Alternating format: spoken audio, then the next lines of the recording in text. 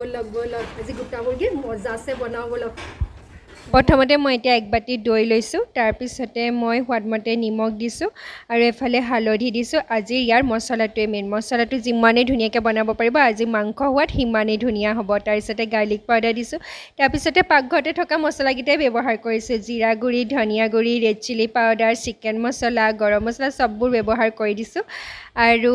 তাৰ পিছতে আদা নহৰু পেষ্ট দি দিছো আৰু লগতে জলকীয়া এটাও মই খুন্দি দিছো এতিয়া ধুনীয়াকৈ মছলাখিনি মই মিলাই লৈছো হাতেৰে মিলালে যেহেতুকে একদম টেষ্ট মজা আহে তাৰ পিছতে বাক কৈছো মুৰ্গীটো দি দিবলে ধুনীয়াকৈ দি দিছে তাই কৈছে মৰমত দিছো দে আৰু ইয়াক এতিয়া মুঠতে ধুনীয়াকৈ কাটি লৈছো দেখিছেনে মছলা সোমাবৰ কাৰণে আৰু তলে ওপৰে ঠিকছে একদম মছলা লগাই দিছো আৰু ভিতৰটো ভালকৈ ঠেকেচি মছলা হানিছো যাতে আজি খাবলৈ ধুনীয়া হ'ব লাগিব এফালে আধা লিটাৰ তেলৰ পুৰা বটল এটা ঢালি দিছো মই দোকানৰ ষ্টভটো আছিল কাৰণে ষ্টভতে বনাইছো আপোনালোকে গেছতো বনাব পাৰে খালি অলপমান টাইমটো বেছি লাগিব এতিয়া দেখিছে না মোৰ যে বৰ ভয় লাগিছে দিউ নিদুকে দিলো ডিঙিটো বাপেকে লাগিয়ে ধৰিলে উপায় নাই পাপাই লাষ্টত এৰুৱাই দিলে আৰু ডিঙি তাৰ পিছতে অলপমান গৰম তেল গাত ওপৰত ধুনীয়াকৈ দি দিছো তাৰ পিছতে এয়া ইলুটি হিলুটি অকমান